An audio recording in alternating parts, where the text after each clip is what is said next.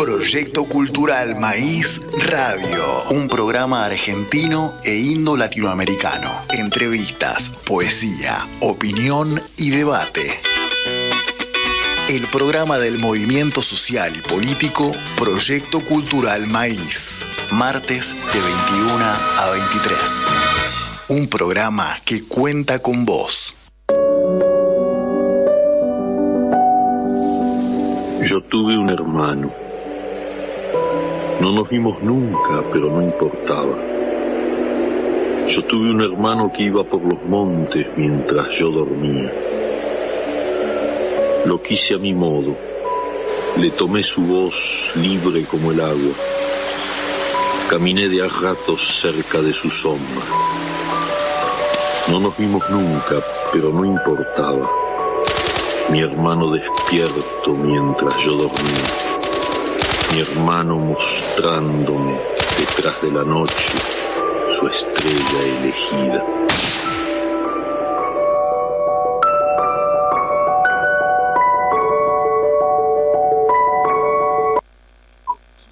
Buenas noches.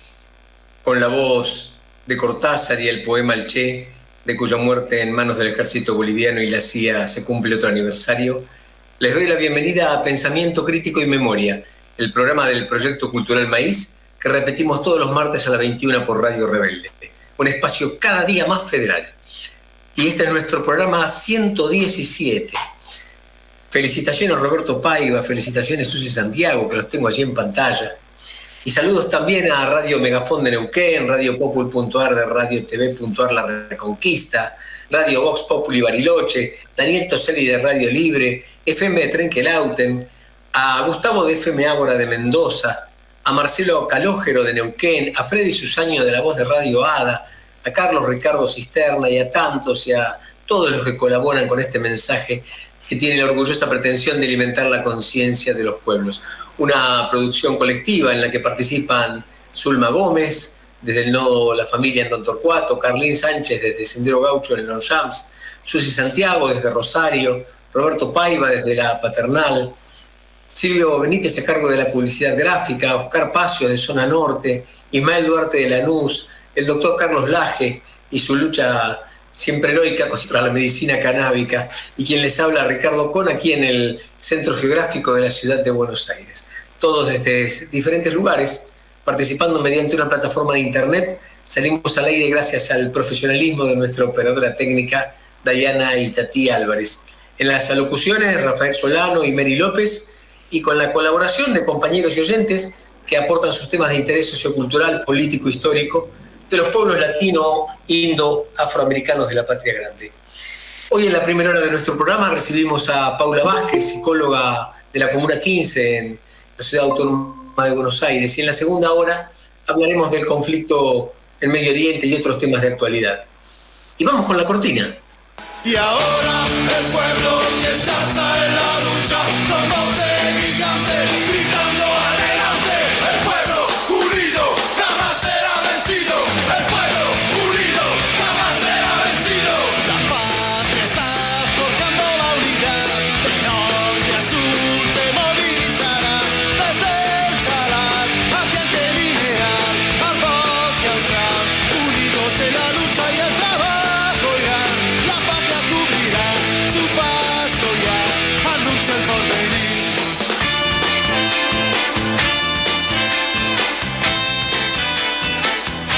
Y muy oportuna, la licenciada Paula Vázquez está aquí en pantalla.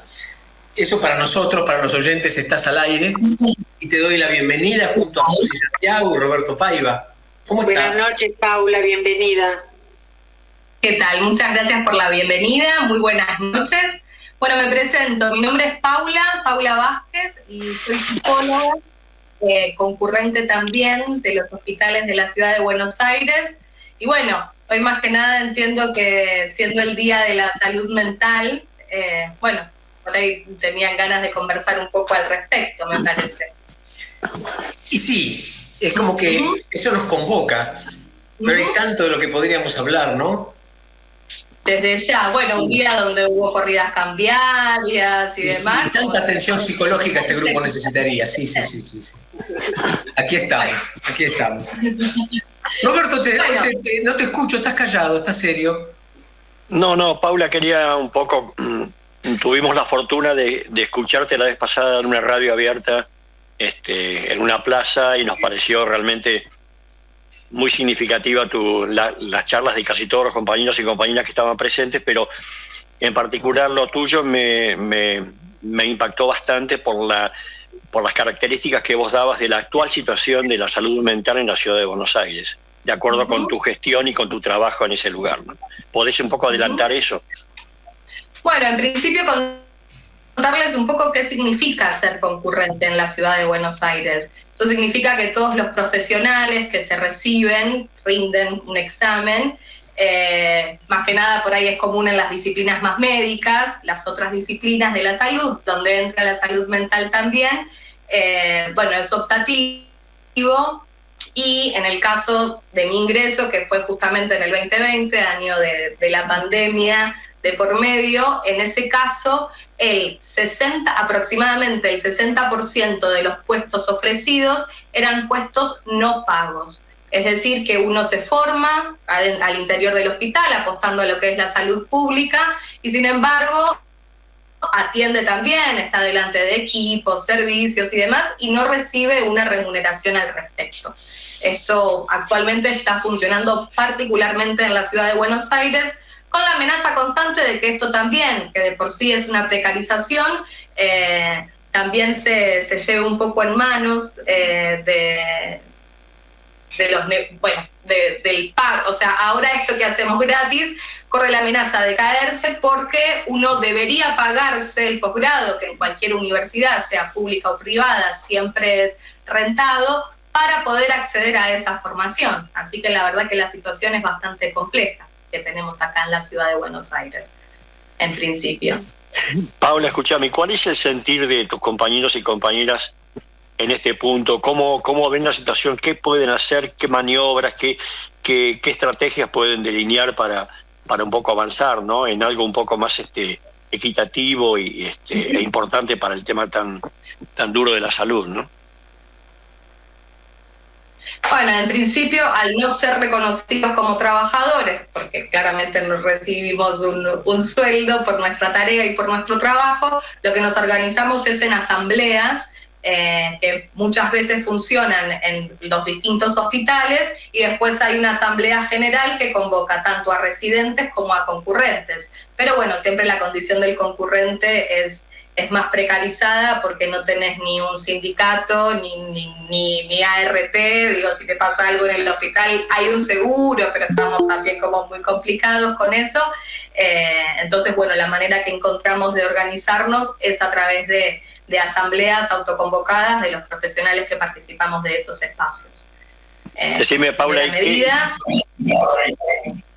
quería saber qué impacto tienen ese tipo de reuniones, cómo se van desarrollando, cómo te parece que toma el gobierno de la ciudad, qué registro hace de todo eso.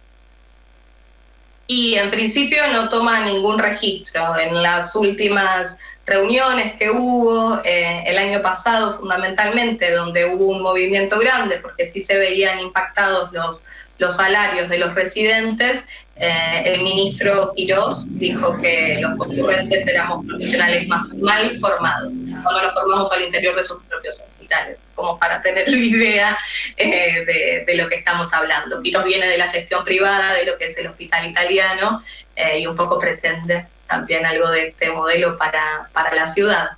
Esperemos que algo de esto se pueda frenar y que con Santoro tengamos otra gestión de la ciudad y de la salud mental en particular.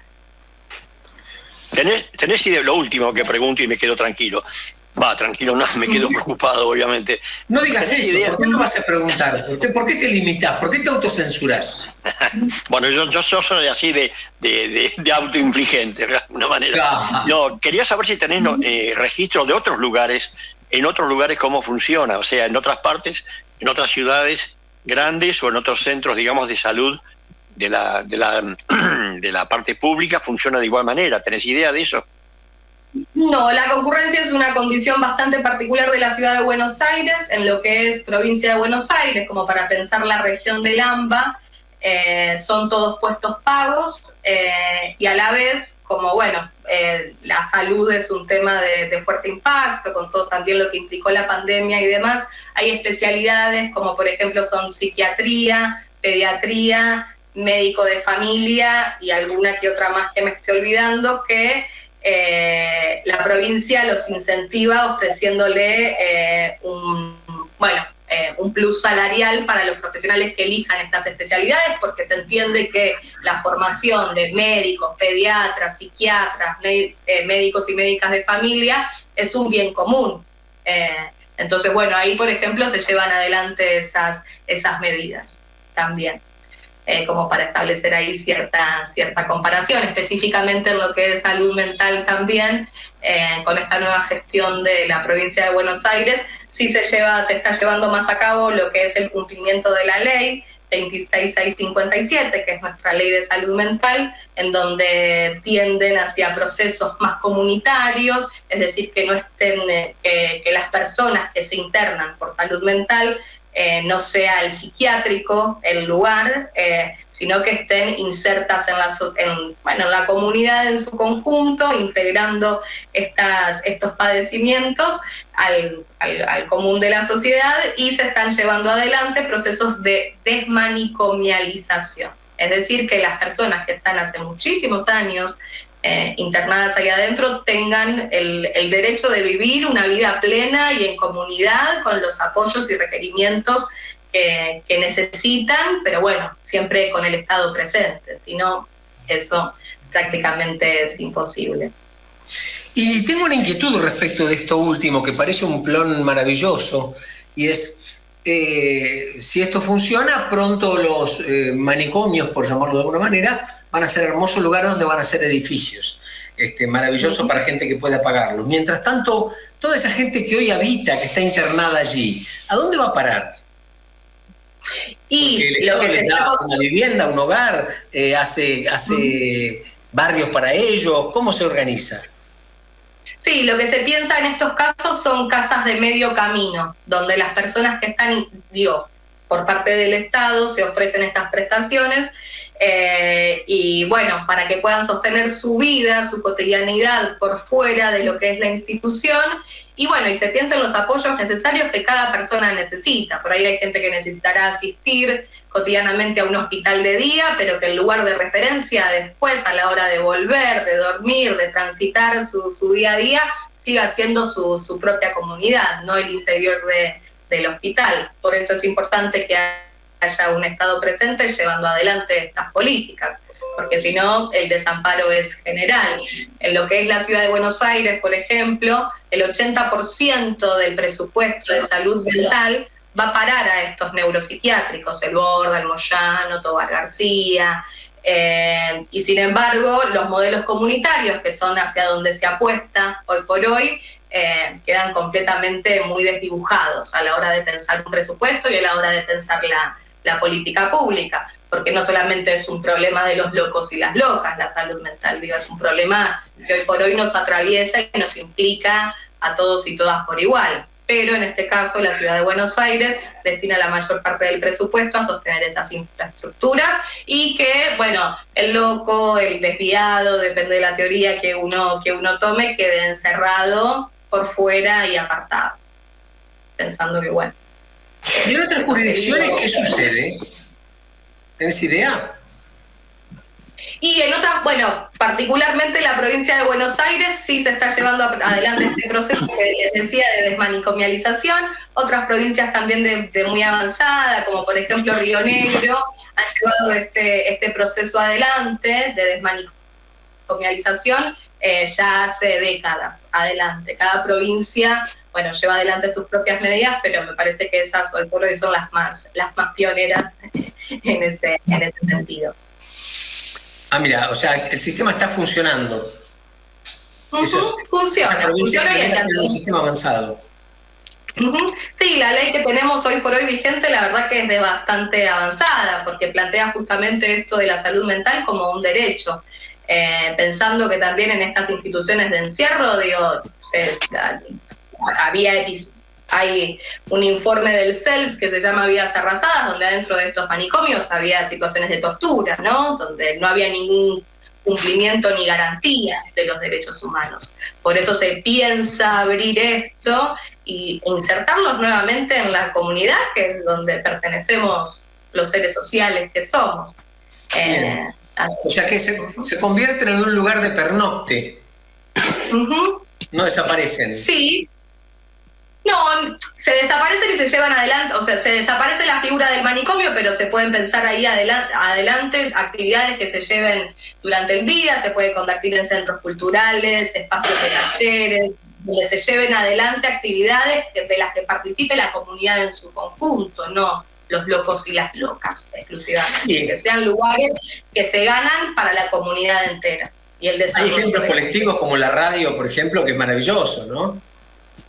Sí, radios abiertas, la Colifata. Bueno, la Colifata me parece que en ese sentido es una gran experiencia también para rescatar. Hay experiencias muy lindas que también suceden y que hacen bien a la salud colectiva, no solamente de esos usuarios y usuarias que participan. Creo que no sé si ustedes tienen incorporado algún tipo de bibliografía que tenga que ver con todos estos procedimientos y con la interpretación que se hacen de los casos de manicomialización. No sé si han visto algo, si conocen Foucault, si han visto algunas temáticas al respecto para indicar el tema de los normales y los anormales. ¿Han visto algo de eso o no lo han tocado? Me parece que se fue, Paula. Sí, me parece que se congeló. Y esta pregunta, imagino, iba orientada a Paula, porque yo cada vez que voy a la biblioteca a buscar un libro de Foucault, te lo llevaste vos. Paula, ¿nos escuchás? Me parece que hoy es una noche particularmente complicada con internet. Se cortó el anterior, pero los escucho. ¿Pudiste escuchar la pregunta de Roberto? Entiendo que apuntaba algo de Foucault y de los normales y los anormales. Sí, claro, desde ya. Esto tiene que ver con teorías del control social. Justamente lo que se conecta, se establecen conductas determinadas socialmente y el loco, el que no produce, esto es puesto afuera desde distintos dispositivos de encierro. El psiquiátrico es uno de estos. Entonces, justamente desde este lugar a eso se denomina nuevos paradigmas de la salud mental comunitaria, lo que se a eso se denomina, Paula, vos lo debes saber, exclusión por inclusión. Es decir, se lo saca de un campo de actividad social y se los incluye dentro de otro para ser observados, justamente. Tanto el loco como el delincuente, como el estudiante, como el escolar, y desde ya como el obrero, como el trabajador, de alguna forma tienen esta particularidad, ¿no? Que son observados a partir de sus conductas y desde allí ejercen lo que vos decías recién claramente, las formas de control social de una época. Y de alguna manera el proceso de desmanicomialización es fundamental porque de alguna forma restituye ese cuerpo en un cuerpo productivo, pero un cuerpo productivo no solamente para él, sino también para la familia, para los allegados y para la misma comunidad que de alguna manera le está dando una entidad. Eso me parece que es la gran tarea, ¿no? Que si la están haciendo de esa forma, me parece que es muy importante, ¿no, Paula? Sí, yo me imagino cómo vive la familia, ¿no? Esta situación novedosa. Novedosos que se están llevando adelante y que tienen, se están implementando y se están desarrollando desde este lugar hoy por hoy. Habrá falencias, habrá maneras de mejorarlos desde ya sin lugar a duda, pero eso es a lo que se tiende, ¿no? Claro. Y pensando que la restitución subjetiva de estos sujetos que padecen y que enferman, esto no es un estado permanente de la vida, sino que tiene que ver con un tiempo, con un proceso, con un momento. Y la restitución de esto también implica un capital social. Podemos pensar también desde ese lugar la relación, esos bordes que a veces hay entre lo que es la locura y la creatividad, el arte, Digo, me parece que es restituirlos al cuerpo social también en su conjunto. ¿Cómo reacciona la familia cuando ve de pronto a alguien que empieza a tener una actividad y empieza a tener otras actitudes? Porque me imagino que debe haber un cambio profundo en la psiquis de una persona que de pronto siente libertad, ¿no? Uh-huh. La libertad de expresarse, la libertad de hacer una actividad, la libertad de crecer en sus capacidades. ¿Cómo lo vive el entorno familiar? Y acá de psicología por ahí suena muy cliché, pero siempre hablamos de lo que es el caso por caso, ¿no? Digo, hay familias que lo vivirán de determinada manera y hay familias que tener a alguien ubicado en ese lugar será muy funcional a ese sistema familiar desde ya. Claro. Pero digo, más allá de estas cuestiones, es importante la presencia y el acompañamiento desde lo que es el sector público, porque pensá que son gente que estuvo muchos años encerrada y por ahí cosas, prácticas tan cotidianas como manejar el dinero, para ir al kiosco, para tomarte un colectivo, bueno, son cosas que han perdido por los largos procesos de institucionalización que han padecido. Entonces no es que se abren las puertas y se van afuera directamente a estas casas de medio camino, sino que hay que ir acompañando estos procesos. A veces se cuenta con el apoyo y el acompañamiento de las familias y otras tantas no. Entonces, por eso es necesario que las políticas públicas también apoyen en este sentido las medidas que se toman desde un paradigma más comunitario. Sí, claro, es como que tiene que cambiar un poco la situación social en general, desde las autoridades comunitarias hasta los familiares y público, ¿no? Es decir, que hacia toda esta situación, digamos, la forma en que se vive socialmente obviamente impacta de una manera tremenda en cada uno de los miembros de una familia. Por eso te quería preguntar si se ha notado últimamente con el tema de pandemia y desde ya con las crisis políticas y económicas que se están viviendo, si ha habido, ¿tenés idea de algún registro de incremento en casos de este tipo o más o menos está estable? No, lo que tiene que ver con los registros post-pandemia me parece que han sido procesos que aceleraron mucho algo del malestar social que, bueno, a veces también el mismo sistema produce, ¿no? Los indicadores, no tanto de encierro, porque, bueno, nos estamos corriendo hacia otros paradigmas, pero sí desde otros lugares, como son depresión y ansiedad, han subido muchísimo. Para el año 2050, la Organización Mundial de la Salud sostiene que el padecimiento mental va a ser una de las principales causas de enfermedad, si se quiere, a nivel mundial. Entonces, por eso, más que nada, estos procesos es importantísimo atenderlos porque, bueno, también los transitamos nosotros y nosotras en lo cotidiano, ¿no? Y si no contamos con redes de apoyo en lo social, es muy difícil también sostenerse, ¿no? Y me quedo pensando, ¿cómo se generó este proceso?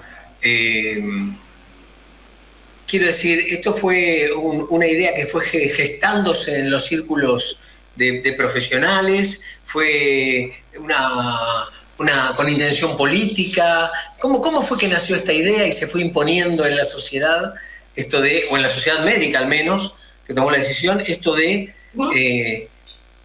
sacar a la gente de su estado de internación permanente?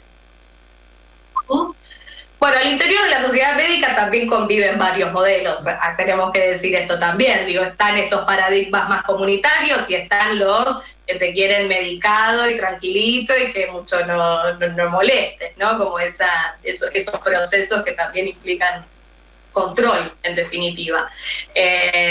Claramente son movimientos que se han ido gestando al interior del campo, producto de los movimientos políticos de determinadas épocas.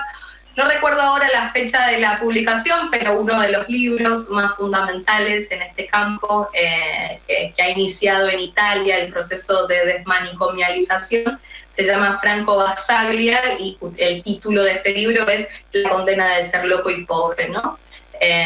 Pensando siempre ida y vuelta entre lo que es la salud mental y el contexto en el que vivimos, ¿no? son procesos que van acompañando los cambios sociales. Hola, una pregunta. ¿Tiene que ver esto con la psicología social? Vamos, el auge de la psicología social, vuelvo a repetir. Con la psicología, claro, bueno, acá en Argentina tenemos un gran exponente que ha sido el Pichón Rivière. Seguramente que acá en Argentina su obra tuvo gran impacto, y estos procesos más colectivos, tuvieron su gran despliegue, hasta que claramente vino la dictadura cívico-militar en el 76, y todos estos procesos sociales se detuvieron y se pasó todo puertas hacia adentro del manicomio, puertas hacia adentro de un consultorio médico. Sí, y hoy por hoy, se intenta, volver hacia modelos que nos saquen de ese encierro, ¿no? Pensando también la soledad como un factor también determinante en esta época, que produce mucho padecimiento. ¿Y cuáles son los profesionales? ¿Cuáles son los profesionales que se ocupan de esta forma de tratamientos, digamos, si se puede decir de esta manera?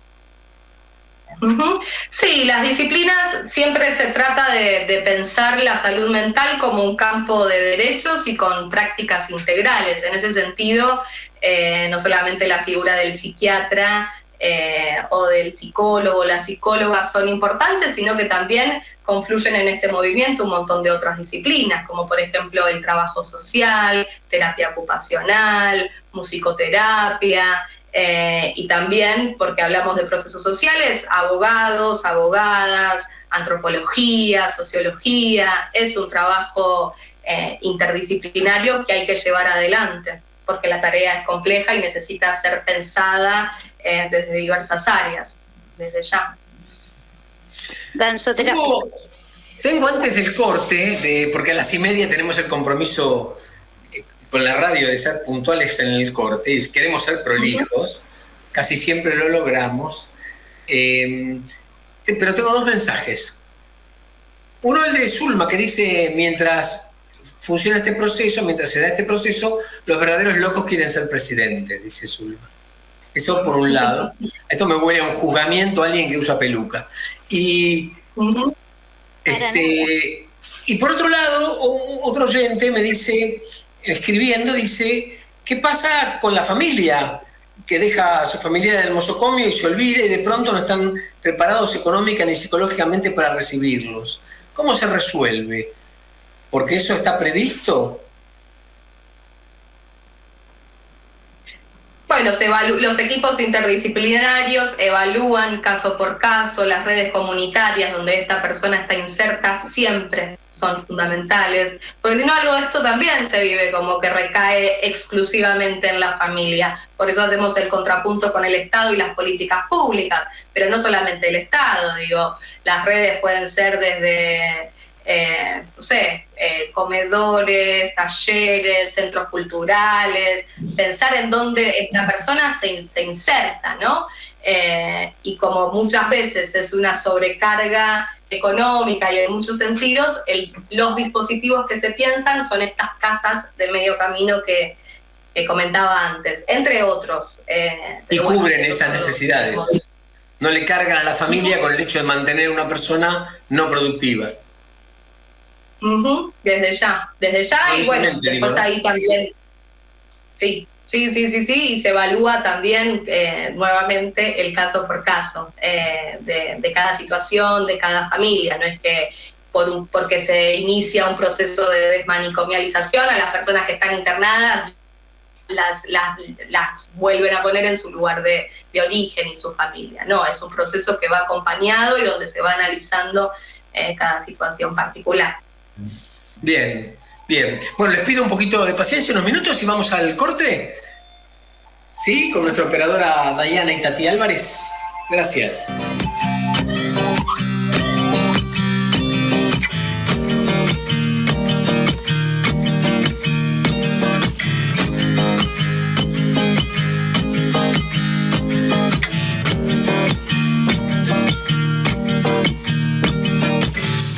cruzando ríos, andando selvas, amando el sol. Cada día sigo sacando espinas de lo profundo del corazón. En la noche sigo encendiendo sueños para limpiar con el humo sagrado cada recuerdo. Cuando escriba tu nombre en la arena blanca con fondo azul, cuando mire el cielo en la forma cruel de una nube gris, aparezcas tú. Una tarde subo a una alta loma, mire el pasado, sabrás que no te he olvidado.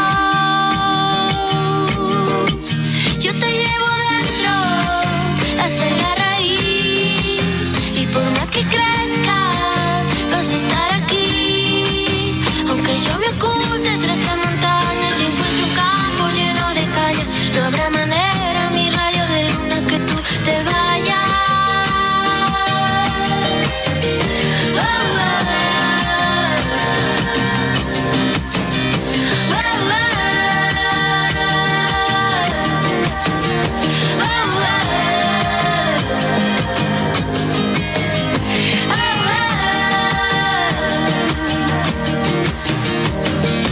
Pienso que cada instante sobrevivido al caminar, y cada segundo de incertidumbre, cada momento de no saber, son la clave exacta de este tejido que ando cargando bajo la piel. Así te protejo, aquí sigues dentro. Yo te llevo dentro hasta la raíz, y por más que crezca vas a estar aquí. Aunque yo me oculte tras la montaña, yo encuentro un campo lleno de caña. No habrá manera, mi rayo de luna, que tú te vayas, que tú te vayas. Yo te llevo dentro hasta la raíz, y por más que crezca vas a estar aquí. Aunque yo me oculte tras la montaña, yo encuentro un campo lleno de caña. No habrá manera, mi rayo de luna, que tú te vayas, que tú te vayas. Oh, oh, oh.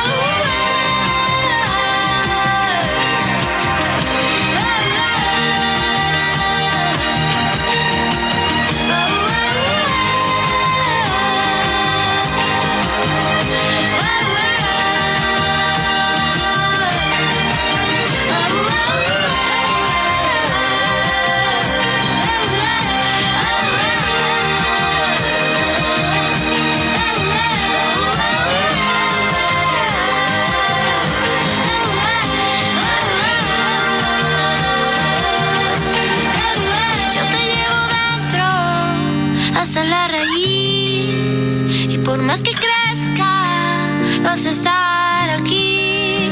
Aunque yo me oculte tras la montaña, encuentro un campo lleno de caña. No habrá manera, mi rayo de luna, que tú te vayas.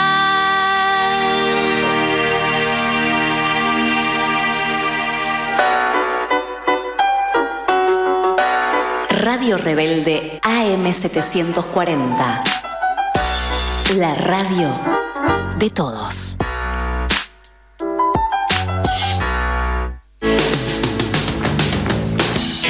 De lunes a viernes a las 12 del mediodía, Crispación de Multitudes. Con el relator del pueblo, Javier Vicente.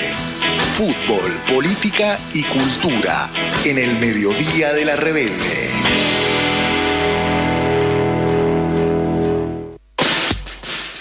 A redoblar, todos los lunes de 22 a 24. El programa de la agrupación Populismo K. Idea y conducción, Santiago Alibruyú.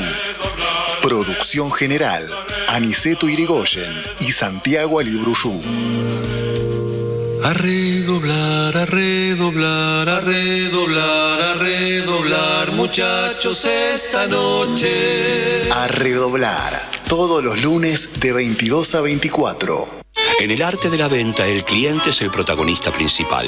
Por eso hay trabajadores que saben que en todo negocio siempre tiene que haber un sí. Vos, plomero todoterreno, al que quiere que le cambies el cuerito y pagarte con el celular, decile sí. O vos, verdulera amiga, Ahora la balanza está de tu lado. Y para el que quiere pagarte los rabanitos con QR, claro que tenés un sí. Más Pagos Nación, tu solución de cobros sin costo de mantenimiento para hacértela mucho más fácil. BNA. Está todo listo. Yo también estoy lista para ponerme en el lugar de los demás. y a decir que no cuando algo no me gusta. Estamos listos y listas para decir Bullying. en mi aula No tenés lugar. Argentina contra el bullying. Ministerio de Educación. Ministerio del Interior. Argentina Presidencia. Radio Rebelde en Instagram. Nos buscás como Radio Rebelde 740 y conectás con toda nuestra programación. Ahora también en Instagram.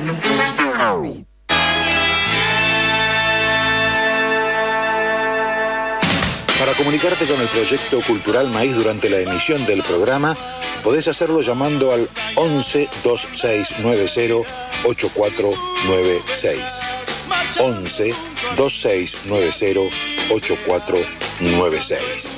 Pero además, el resto del tiempo podrás solicitar nuestras publicaciones, charlas y seminarios comunicándote al 11 2294 6420. 11 2294 6420. Y también podés hacerlo a través de nuestros Facebook, Proyecto Cultural Maíz y Proyecto Cultural Maíz Radio. Proyecto Cultural Maíz, nacido en América como el maíz para alimentar la conciencia de nuestros pueblos. La patria vencerá. Y ahora el pueblo que se alza en la lucha con voz de gigante, gritando adelante. El pueblo unido jamás será vencido. El pueblo unido. Saben que ayer, hoy, en esta situación que se está viviendo en Medio Oriente, tuve la oportunidad de participar en la difusión de un grupo en la difusión en las redes de una propuesta de convocatoria a profesionales de la salud mental para atender a personas que están en situación de crisis, le están pasando muy mal, porque tienen familiares allá, porque tienen algún hijo, algún nieto, alguno haciendo la conscripción. Y bueno, imagínense las situaciones que se están dando. Y me asombró muy gratamente, fue emocionante ver la cantidad de psicólogos y psicoanalistas que se han ofrecido y psiquiatras a atender gratuitamente a toda esta gente. Fue realmente emocionante la respuesta, increíble. Estamos de vuelta contigo, Paula, ¿estás con nosotros? Todavía no creo.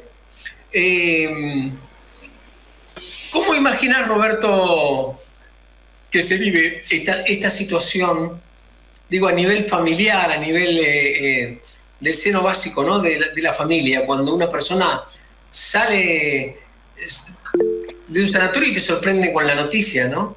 Es decir, vamos a socializarlo. No, creo que es impensable. Creo que es muy difícil dar una respuesta porque eso sería un aspecto, digamos, parcelado de la realidad, ¿no? Es decir, sería una instancia, un momento dramático como el que se está viviendo, como el que está viviendo muchas familias de allá, pero digamos que lo que es interesante es ver que esa solidaridad que vos marcás, que señalás, y que desde ya es más que valiosa, parece ser que solamente tiene un destinatario, pareciera ser que solamente está destinado a lo que está pasando en este momento ahora. Absolutamente. Y hay situaciones que se viven desde hace 75 años. Absolutamente. Entonces ese tipo de cosas hay que mencionarlas porque obviamente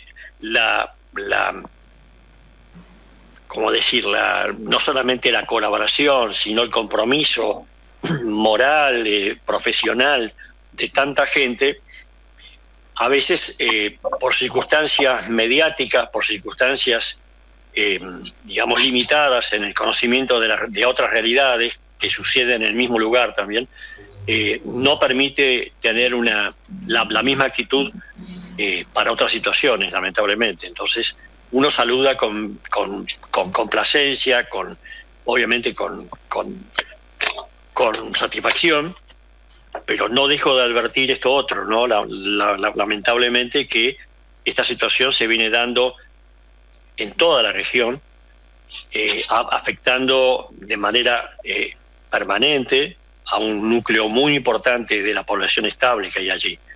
Así que bueno, lo digo no para invalidar el gesto, al contrario, sino para que esto no se mida todo por una sola vara, digamos, ¿no? Que no haya un doble estándar de comportamiento. Ojalá esa situación pudiera repetirse en las comunidades que de alguna manera también están sufriendo la situación, ¿no? Con cada comunidad y en cada situación. Claro, Susi. exacto. Yo quería comentarles que acá en Rosario hace mucho tiempo, y ustedes tuvieron la oportunidad de escucharlo a Marcelo Colucci y a Cacho Palma hablar de cuando ellos trabajaban en el Agudo Ávila, que el manicomio, vamos a decirle con esa palabra antigua, de aquí de Rosario, cómo ellos trabajaban mucho para socializar a los internos. En mi caso cercano, digamos, un compadre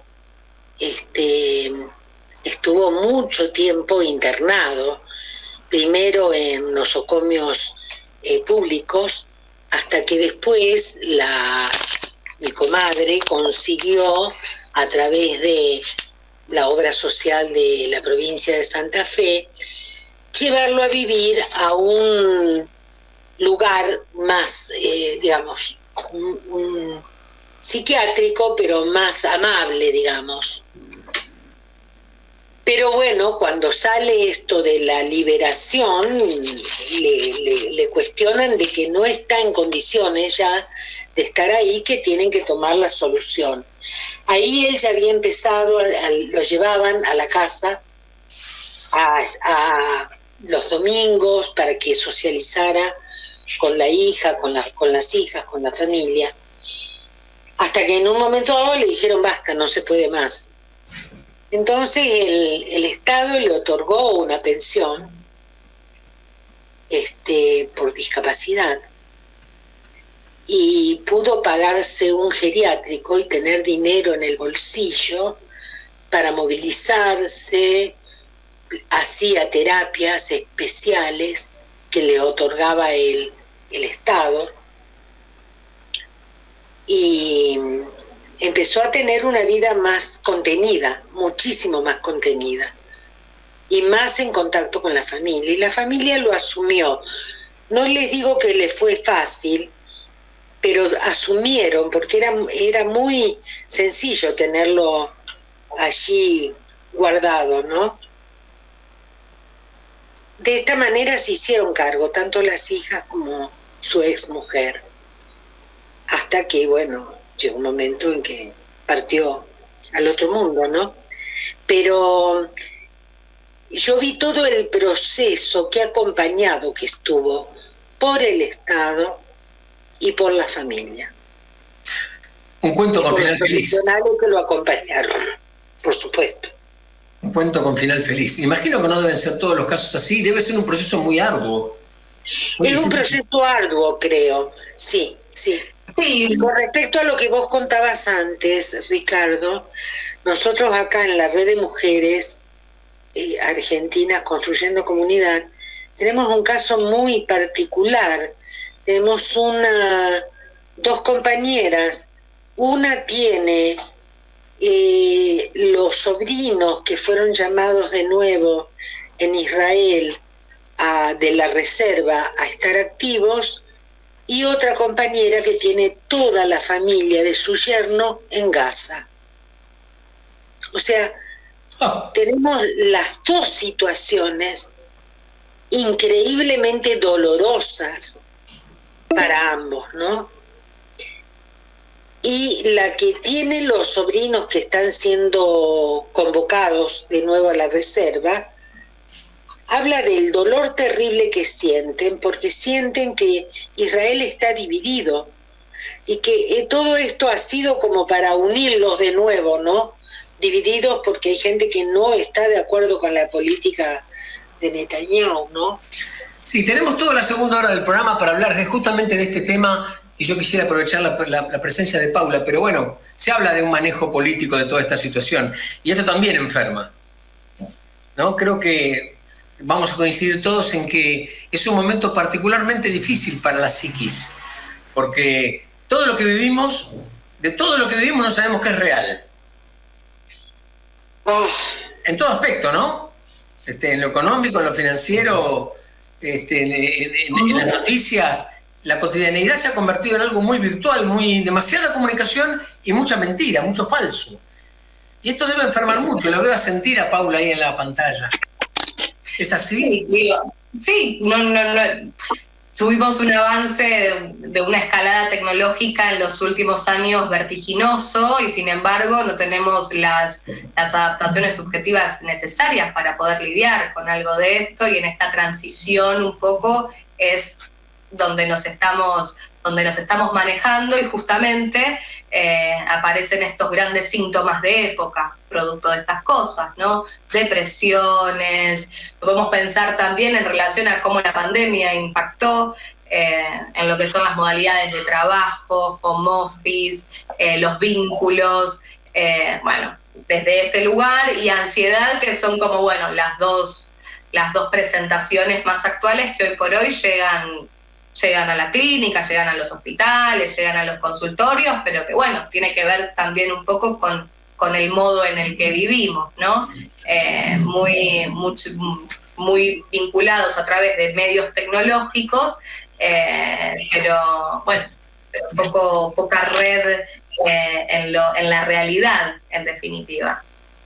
Y estos procesos, cuanto uno más aislado está, más alejado está de esta realidad, bueno, vemos cómo vienen discursos que vienen a proponer soluciones tan mágicas para curar ciertos malestares, que bueno, aprenden, en definitiva, ¿no? Está también desde la salud mental, bueno, dar un poco de respuesta, pero bueno, socialmente repensarnos muchos también hacia dónde queremos conducir nuestros destinos.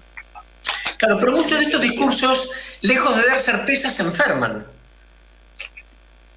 Porque uno dice, bueno, tengo asumido, como se dice desde la época de los abuelos ya, bueno, todos mienten, todos hacen campaña, pero hoy hay campañas decididamente, hoy no, ya venimos con campañas decididamente mentirosas, ¿no? O sea, cuando un candidato te dice lo que vas a hacer y vos decís, no, ¿en qué te convertiste? Jamás haría una cosa así, y luego la haces. Yo creo que mucha gente se frustra, se enoja, se enferma. ¿No? Sí, en definitiva hay un componente emocional a la hora de dirigir esta campaña, ¿no? Que apela justamente hacia esas pasiones, hacia esas emociones, y bueno, desde ahí operan, no con la racionalidad a la que estamos acostumbrados, sino que justamente es esto, es despertar estas emociones en las personas, en la cual te pueden decir que no coinciden por completo, pero que, bueno, pueden votar a fulano de tal, o a Milei, digámoslo, bueno, porque quieren un cambio, porque esta necesidad de que algo se revierta está muy latente. Entonces, bueno, también está en nosotros y en nosotras, bueno, poder ofrecer otras posibilidades. Claro, la otra vez estaba escuchando. La otra vez te miento, te propongo y sabes que no va a cumplir, o te digo, voy a exterminar a un gran sector de la sociedad que no piensa como yo. Va a desaparecer y para siempre. Eso es lo que quería también manifestar. La violencia de las opiniones, de los mensajes. La violencia. El odio. Justamente porque se habilita desde los discursos más, o sea, justamente porque se habilita en lo social cuando tenés un tipo candidato a presidente hablando de estas cosas, es que bueno, en la calle, cuando repartís un volante, cuando digo, estas pasiones también están más a flor de piel, las pasa. También esto, recibir esta violencia, porque socialmente se habilita un discurso donde exterminar al otro está permitido y está habilitado, ¿no? Y en todo caso, si algo de eso sucede, será un exceso. Nuevamente escuchamos estas cosas. Entonces, claro, sí, nos repercuten en el día a día. Estos días estuve escuchando... del odio, ¿no? Perdón. Estos días estuve escuchando una entrevista que le hicieron saliendo de la universidad a Alemán, el psicoanalista, una persona muy rigurosa, muy seria, muy reflexiva, y lo que contaba, bueno, le preguntaban algo parecido a todo esto: qué es lo que está pasando, qué tipo de sociedad tenemos, que circulan este tipo de cosas tan dramáticas, tan aparentemente tan desquiciadas. Y él decía que de alguna manera, no lo decía exactamente así, pero como que el tejido social había perdido conectividad con la representación simbólica. O sea, todo lo simbólico que de alguna manera se expresa a través de conductas, de deseos, de afectos, de amor, hasta de odio también, obviamente, estaba como borrado, como que no podía efectivizarse.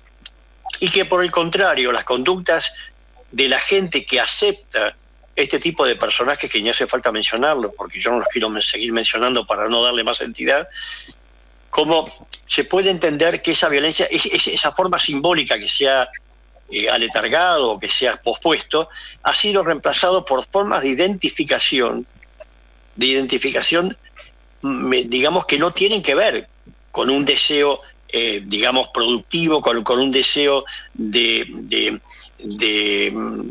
algo que pueda ayudar, de algo solidario, sino por el contrario, de una forma nihilista, una forma de ruptura, una forma de... Esas identificaciones son las que en este momento marcan el desánimo, la bronca, y se hacen cargo justamente, muy inteligentemente, esta persona está de alguna manera siendo esa identificación. Han depositado en este personaje con la motosierra y demás cosas, le han dejado a él esa forma de identificación de esa bronca que tienen, y sobre todo se da en gente que no tiene una expectativa clara que pueda cumplir, aparentemente por la situación, obviamente, las cosas que pasan, pero tampoco porque son capaces de ir más allá de esa situación tan rápida, tan violenta y tan poco reflexiva de lo simbólico, y sino simplemente depositarlo en una identificación de cualquier signo. Y me parece que daban la tecla Alemán con todo eso, ¿no? Ahora, ¿cómo se evita todo eso? Porque le preguntaron también cómo se puede evitar todo esto. Y dijo, bueno, me parece que esto tiene que ver en algún punto con políticas concretas de los gobiernos, del gobierno, con políticas concretas que tengan que ver con todo el espacio de la producción, de la salud, de la solidaridad, de la redistribución, de todo eso. Si se deposita todo solamente en el consumo, va a haber un problema serio realmente. Así que me pareció interesante, ¿no?, traerlo a cuenta. Uh-huh. Bueno, sí, desde ya siempre la palabra de Alemán es de referencia en el campo, y obviamente desde nuestra labor, por ahí desde acá hablo más como militante, en todo caso, poder apelar también a todas estas otras mociones que están muy presentes, ¿no? Pienso en el discurso de masa, apelando a ir a votar con la esperanza, sin bronca, que cuando vayas al cuarto oscuro pongas la bandera en la urna, en ese voto. Seguramente, además de las políticas concretas que hay que llevar adelante, que no solamente son de carácter económico, relativas al consumo, sino también poder movilizarnos en pos de movilizar algo de estos sentimientos hacia el conjunto de la sociedad también, desde los lugares que estemos, en definitiva. Qué ojo que tiene Roberto Paiva para traer invitados, ¿eh? ¿Viste? Paula es maravillosa, ya la atrapé en la plaza. Estabas vos también, Ricardo, ¿te acordás? Estaba yo también, sí. Estabas vos también. Bueno, no, a esa muchacha hay que enlazarla y llevársela. Bueno, hablamos de raíz, claro, de los alquileres como también determinantes sociales, ¿no? Es cierto, ese día yo hablaba de los alquileres, tenés razón. Hacen a cómo vivimos todos los días, desde ya. Es con un componente social, realmente simbólico, desde ya. Mirá qué memoria la muchacha, ¿eh? Mirá qué memoria la muchacha, ¿eh? Sí, tal cual, tal cual.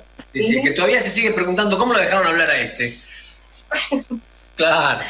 Bueno, ahí tenés un ejemplo concreto, sencillo, que no requiere de una puesta en escena tan cuantiosa, ni mucho menos, una radio abierta en la plaza del barrio, como punto de encuentro, como punto de registro con estos otros, que también la tecnología hace que circulemos en los segmentos en los cuales nos retroalimentan en definitiva un poco nuestro pensamiento, ¿no? Funcionan ahí con ese sesgo. Bueno, la plaza, retomar ese espacio público que tan por fuera quedó a raíz de lo que fue la pandemia también, como espacio de encuentro y de discusión, de salir a hablar, de salir a interpelar, de escuchar también, ¿no? Como vecinos, como vecinas, como ciudadanos y militantes también, ¿de qué se trata un poco este malestar? Porque también mucho lo hemos silenciado y lo hemos dejado por fuera.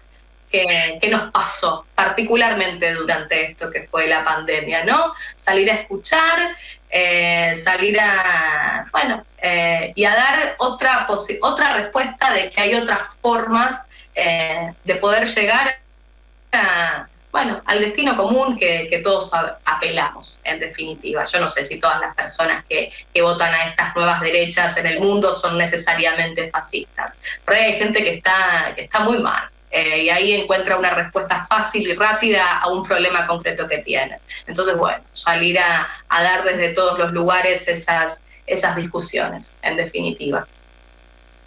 Bien, bien. Y cuando uno puede hacer algo por otro semejante, se convierte en otro agente de salud, por alguna manera. Mejora la salud propia y la del beneficiado.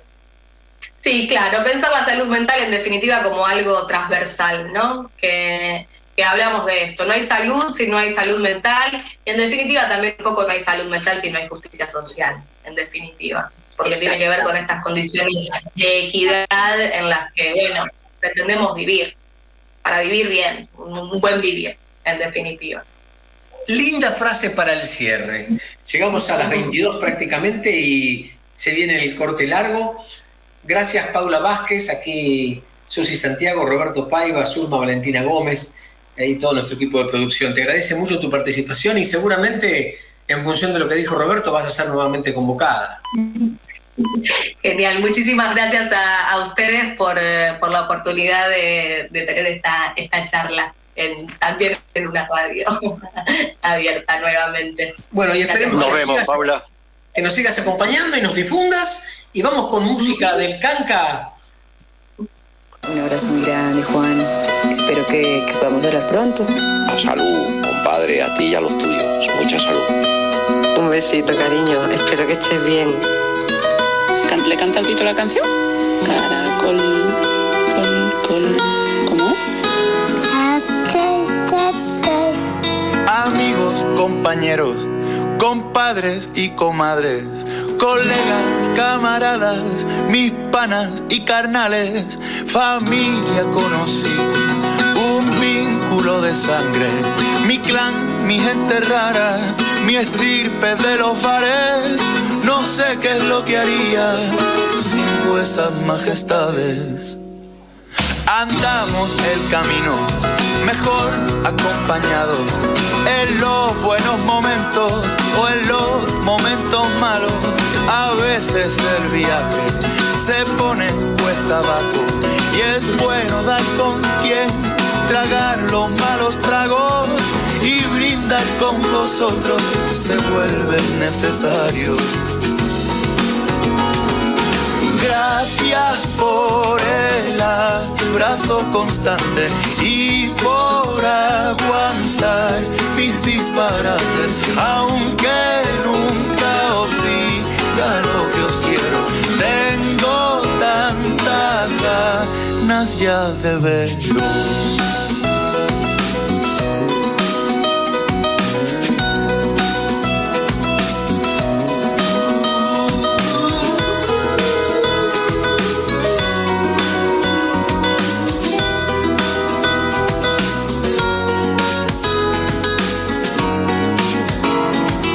quedamos en el muro, noche de borrachera. Nos ponemos profundos, nos da la ventolera, partiéndonos el culo, cantando carnavales. Arreglemos el mundo que está para el arrastre. Os dejo el testamento, mis risas, mis errores y la guitarra con la que inventamos callejones. Si os pasa lo que sea, remuevo tierra y aire, que nunca estaréis solos si está vuestro compadre. Gracias por el abrazo constante y por aguantar mis disparates, aunque nunca os diga lo que os quiero. Tengo tantas ganas ya de veros. Gracias por el abrazo constante y por aguantar mis disparates, aunque nunca os diga lo que os quiero. Tengo tantas ganas ya de ver.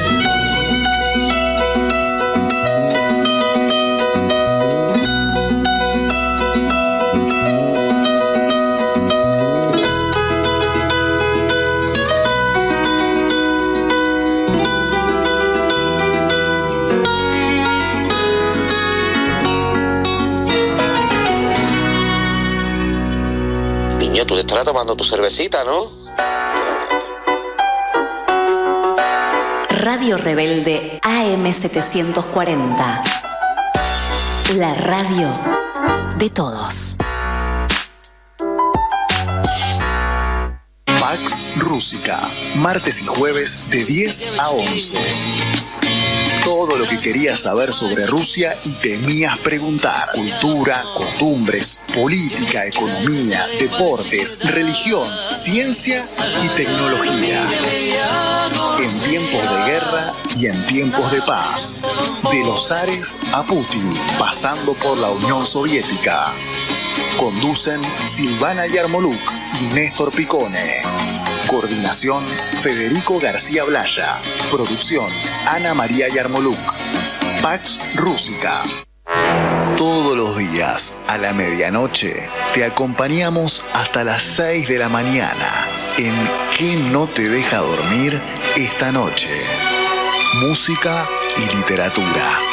Literatura y música en la trasnoche de Radio Rebelde.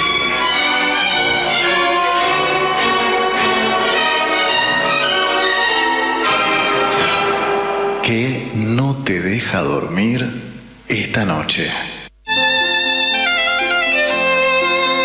La mañana del domingo. La mañana de Juan Domingo. Perdón. La mañana de Juan Domingo. La mañana del domingo con Martín García.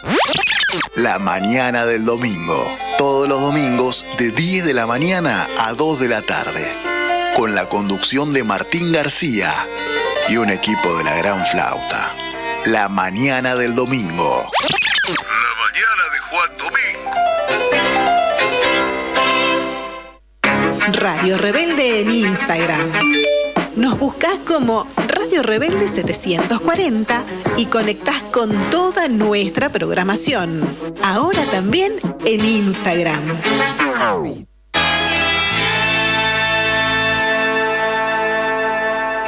Para comunicarte con el Proyecto Cultural Maíz durante la emisión del programa, podés hacerlo llamando al 11 2690 8496.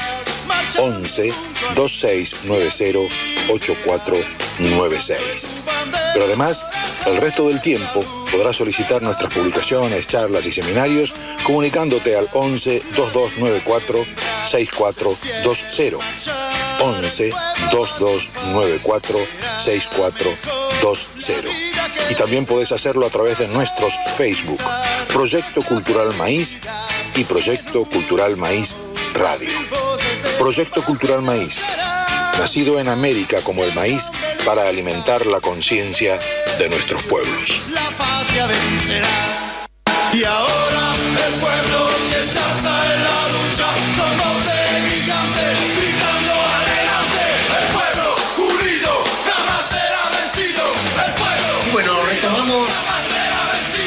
haya gustado el tema musical.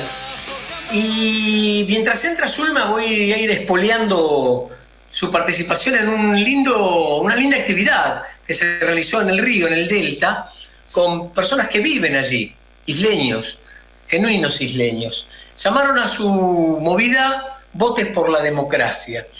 Y Zulma, en su carácter de participante de la radio y de la producción del programa, hizo alguna entrevista que me parece muy interesante y los invito a escucharla. Por favor, Dayana.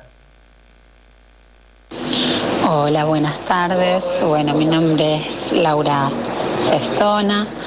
Yo vivo en el Delta, en la primera sección, y junto con otros vecinos y vecinas hemos decidido hacer una acción para expresarnos frente a las próximas elecciones, tras la consigna "No perdamos la democracia en una elección".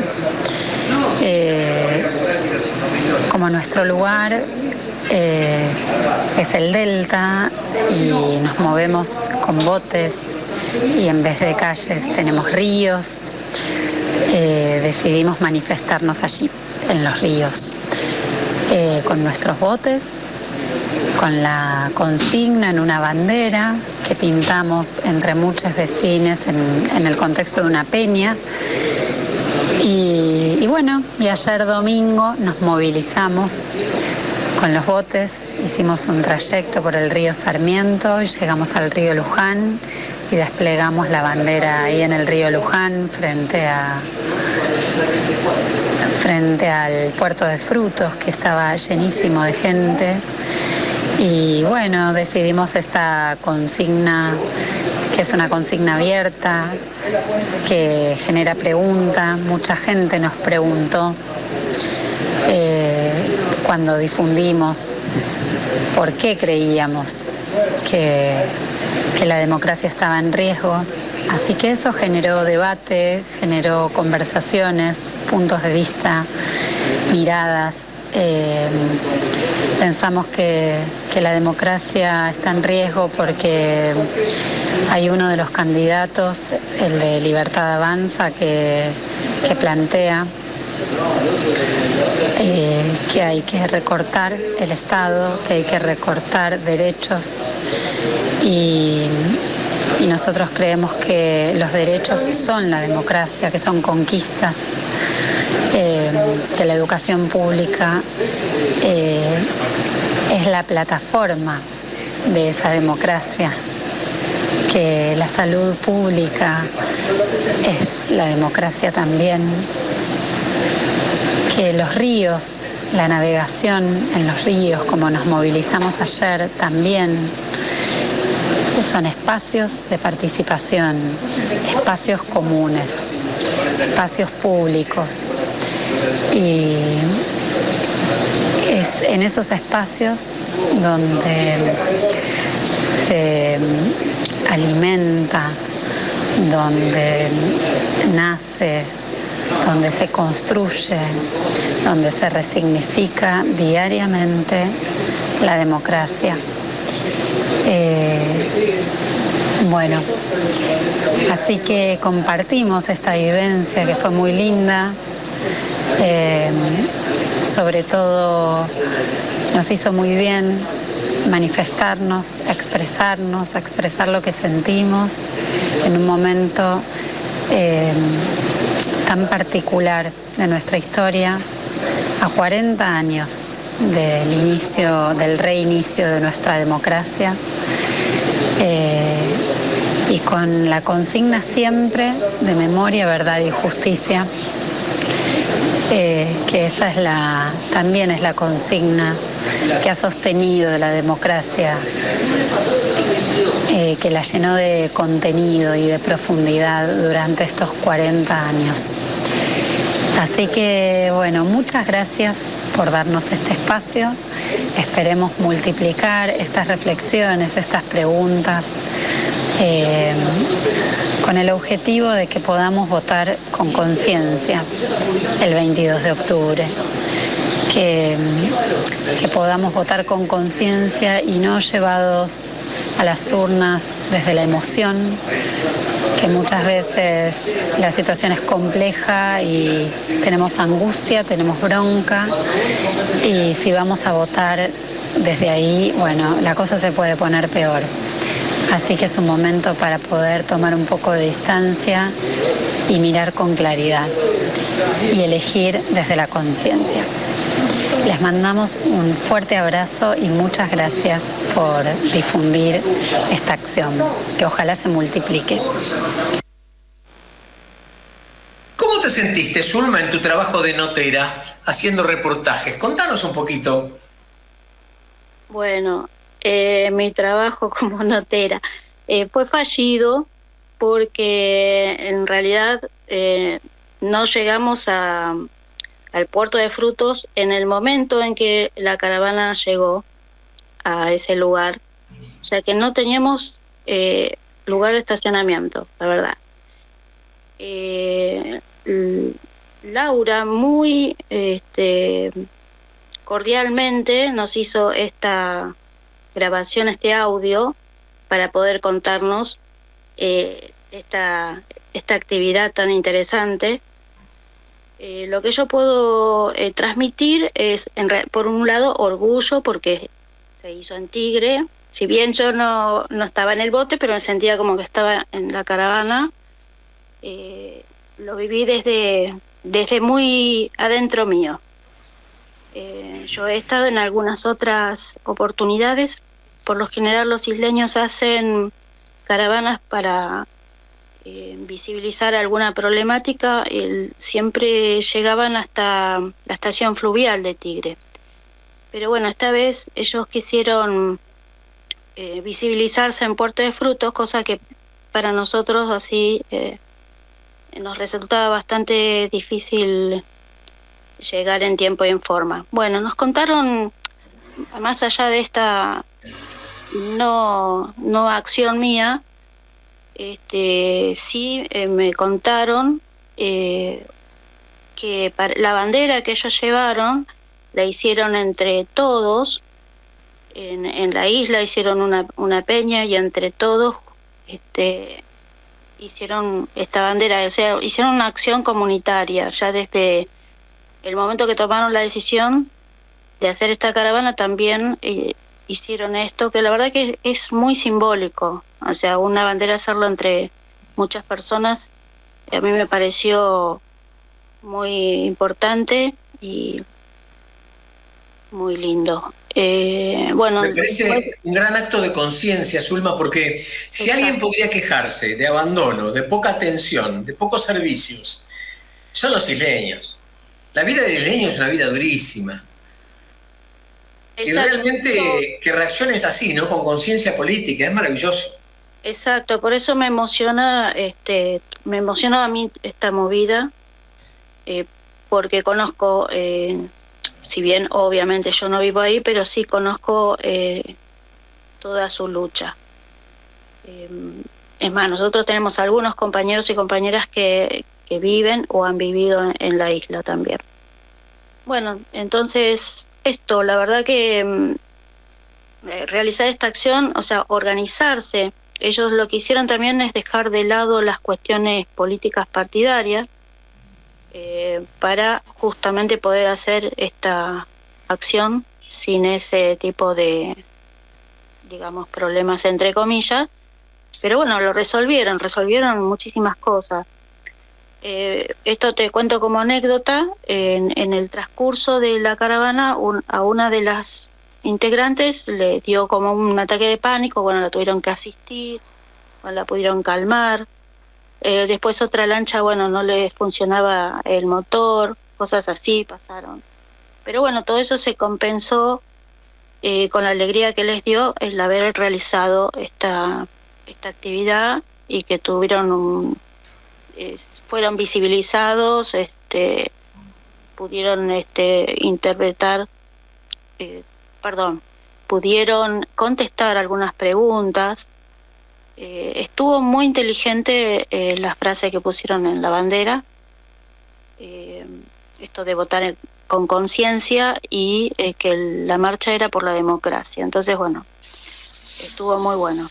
Esto nada más puedo decir, y que quedamos en contacto con ella para próximas, cualquier evento que hagan, me van a avisar con más anticipación, así podemos ser un poco más... Seguro, por ahí podemos participar y transmitir, si no es en vivo, al menos estar allí con ellos y acompañarnos. Proyecto Cultural Maíz tiene un grupo que vive, si no vive en la isla, vive en zona norte Tigre, así que perfectamente podemos coordinar acciones. Así es. Los escuché muy preocupados por el tema Milei, ¿no es cierto? Y no fueron los únicos. Parece ser que la candidata a vicepresidenta, este señor, visitó Córdoba y las fuerzas vivas, algunas fuerzas vivas, emitieron un comunicado muy interesante que, si me permiten, les leo aunque sea un tramo. Dicen: nos visita Villarruel, ¿no nos visita la clase política? ¿Quién nos visita? Nos visita la nueva casta, la de los civiles que apoyaron el proceso militar de los 70, la que sostiene esa casta militar y las políticas de entrega de aquella casta económica. Desde la política, desde la militancia, desde aquellos que pusimos nuestro lomo en los años de la dictadura, para así volver a tener derechos y libertades, nosotros llamamos al pueblo cordobés para una reflexión de quiénes son los que están atrás de una política como la que acuden Milei y Villarruel. Nos ha costado mucho construir consensos, nos ha costado mucho construir un lugar donde se exprese nuestro pueblo, y ese lugar se llamó democracia. Hay errores, sí, pero estos sí son excepciones y hay que llamar la atención a nuestros representantes para mejorar este panorama, para que la democracia sea el lugar para todo el pueblo argentino, donde se coma, se sane, se eduque, donde se viva dignamente. Esta es la tarea importante a realizar, recuperar la misión de la política, que es ser el lugar donde se consiguen las mejoras para todos, donde nuestros representantes no se enriquecen o hacen una carrera personal, sino el lugar donde ellos desde una delegación circunstancial discuten nuestros derechos. Y nosotros como militantes recuperamos el espacio y la discusión política en todos los territorios. Eso es política democrática, no conceptos abstractos, no la libertad, no del orden, no lo completo, no lo normal, sino la dignidad para todos. Porque hay que preguntarse qué significa esto para ellos y qué significa para nosotros.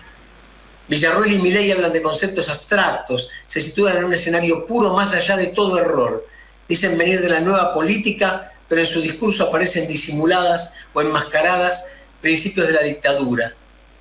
Cuando Villarruel dice que su padre era un alto militar luchador en las Malvinas y era un cara pintada que se sublevó en la democracia y fue encarcelado por no querer jurar la Constitución, fue un perseguidor de personajes como Rico, el Nabo Barreiro, conocidos carapintadas que actuaron como patotas de la dictadura militar.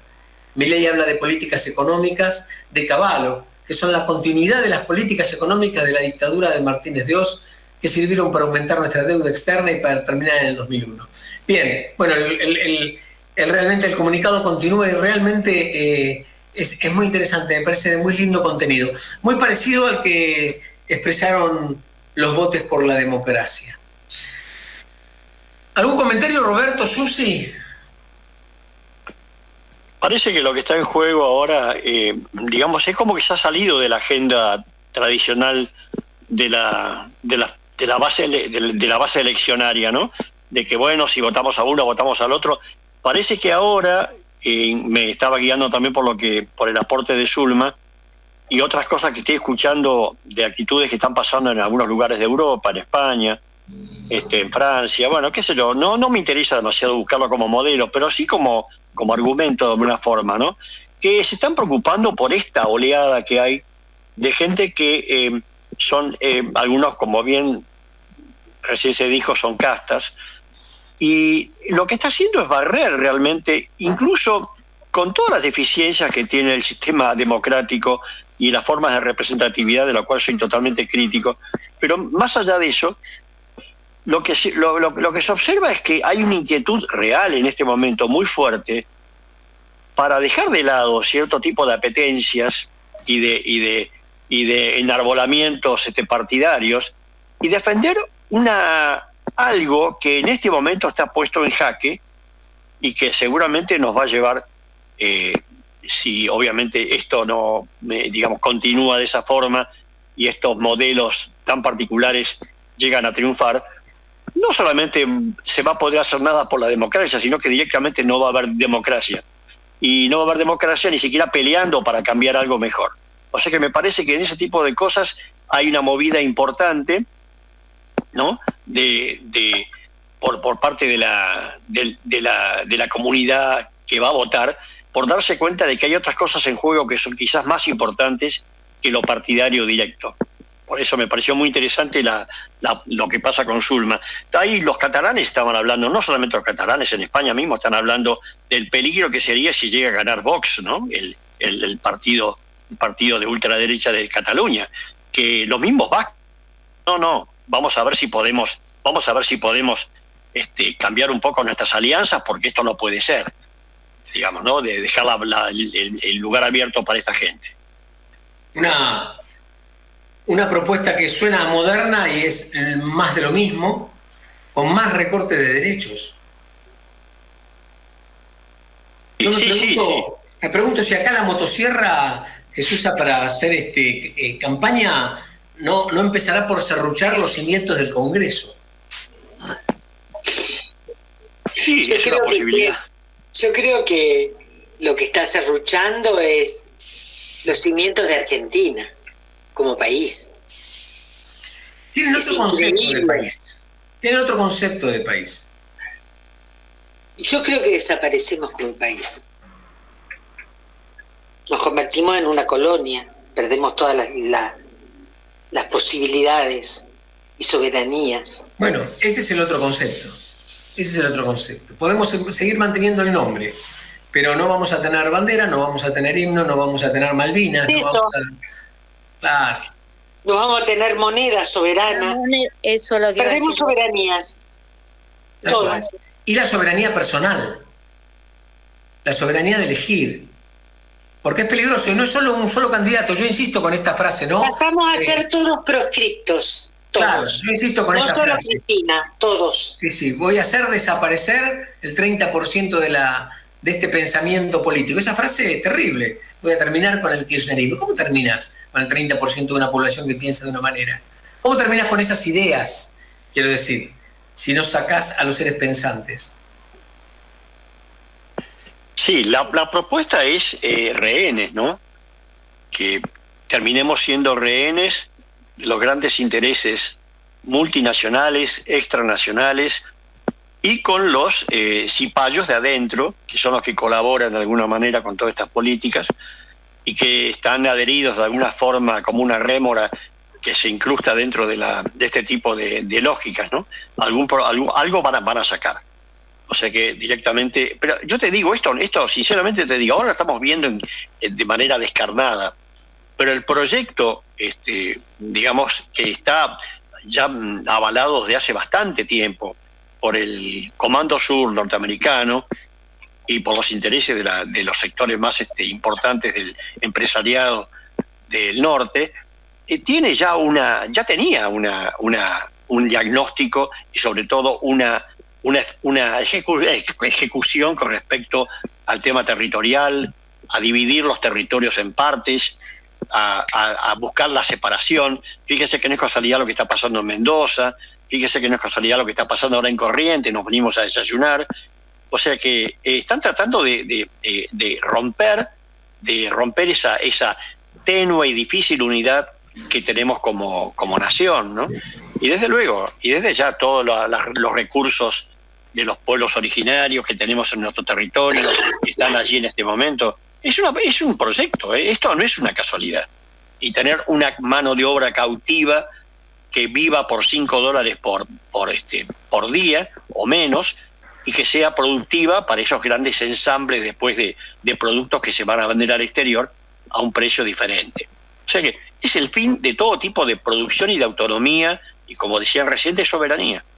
Ese es el proyecto. Sí, convengamos también que ese es el proyecto y vamos en ese camino, porque todavía no ganaron las elecciones, pero nuestros salarios ya se redujeron un 40% con la devaluación anterior y el aumento del dólar de esta semana. Ese es el aviso que están haciendo. Y justamente lo estaba escuchando a Rovelli, y Rovelli dijo que si no se toma ya mismo una decisión con respecto al control absoluto de todas las empresas, perdón, no son empresas en realidad, de todas las cuevas que hay con el tema del dólar que negocian con todo esto y hacen la especulación financiera en nombre de los intereses de afuera, si no hacemos rápido eso, el peligro es una hiperinflación, sin ninguna duda. Rápido ya pasó. Sí. Rápido ya pasó. Esto sucede hace años, no es nuevo, saben quiénes son. Mirá, les voy a comentar una anécdota corta y vamos al corte de las 1:30. Hoy recibí una comunicación de la empresa que administra las autopistas, diciendo que la facturación a partir de ahora va a ser quincenal, en vista de las circunstancias económicas. Y yo me quedé pensando, digo, ¿qué trabajan con materiales importados? ¿Qué trabajan con bienes que se degradan? ¿Qué pasa? ¿Están aumentando aceleradamente los salarios de las personas que están en las cabinas? ¿Están haciendo inversiones fabulosas en arreglos de las autopistas? Yo no la veo. Esto es una medida financiera. Esto es como aumenta el dólar, quiero capitalizar la cobranza lo antes posible para salir a comprar verde. ¿Qué si no? ¿Desde cuándo una empresa que te cobra peaje te va a cobrar quincenalmente en vez de mensualmente? No, es escandaloso, es escandaloso. ¿Y ahora quién lo permite? O sea, ¿cómo se admite una cosa así? Pero bueno, están muteadas, Susi. Eso es un problema de gestión, que es el grave problema que tiene. Sí. Como el control de los marcadores de precio, como el control de gestión, como el control de la cadena. El control de la cadena de valores, ¿no? Se le paga al productor 2 mangos con 50 y vale 25 en la góndola. Todo no hay control de gestión, no hay control. Que no lo estamos resolviendo. Se perdió. En los 90 esto se perdió. Claro, y le damos de comer a las fieras. Después nos hablan de casta. Le estamos dando de comer a la fiera. Ni hablar de la corrupción. Ni hablar de la corrupción, ¿no? De los hechos de corrupción. Terrible. Bien, y llegamos a las 6:30 y nuevamente y puntualmente vamos a hacer el corte. ¡Qué maravilla! Vamos, Dayana, adelante. Vamos. Dale, Dayana. Premio. Y con un aporte folclórico que creo que fue tuyo, Susi. Ya todo lo que pusiste hoy. Diputado, ¿qué le ha pasado que se olvidó del bendito pueblo obrero que usted en campaña siempre nombró? Tengo mis hijos pidiendo que por la calle siempre se ven y usted se aumentó la dieta y yo a la dieta la hago muy bien. No puedo ser piquetero porque los gases me hacen muy mal y al policía que era amigo ahora lo tengo como rival. Mi carrito de ciruja no encuentra carga, se ha puesto bravo y el papel que ahora levanto lastima mi alma con 10 centavos. ¿Qué te ha pasado, justicia, si por ser pobre a mí me pegás? Y el que se llevó la plata anda de joda y en libertad.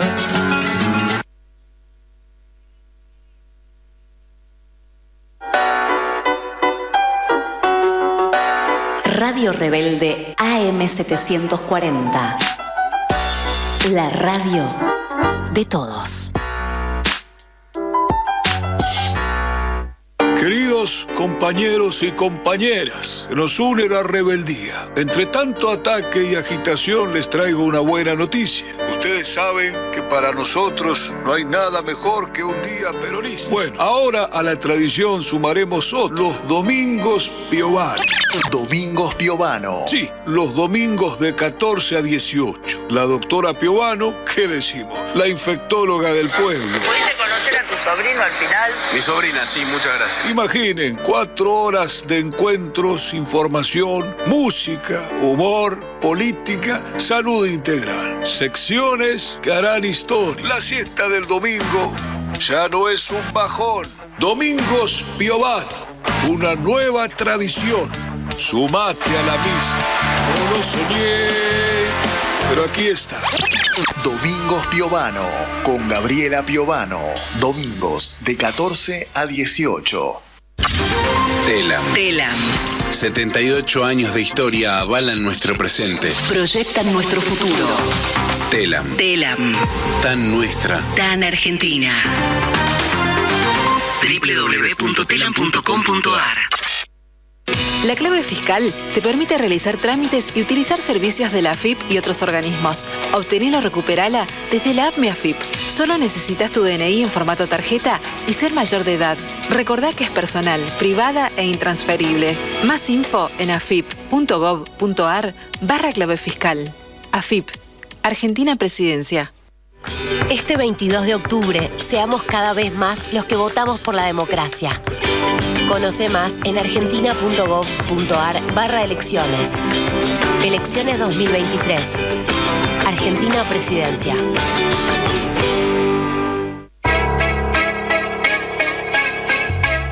Ya escuchás La Rebelde. Ahora también nos podés ver. Mirá la programación en vivo de AM740 en YouTube.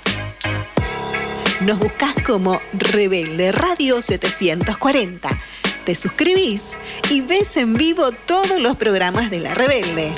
Ya escuchás La Rebelde, ahora también nos podés ver. Nodo La Familia, compras comunitarias, bolsones de verduras agroecológicos para comer barato y sano.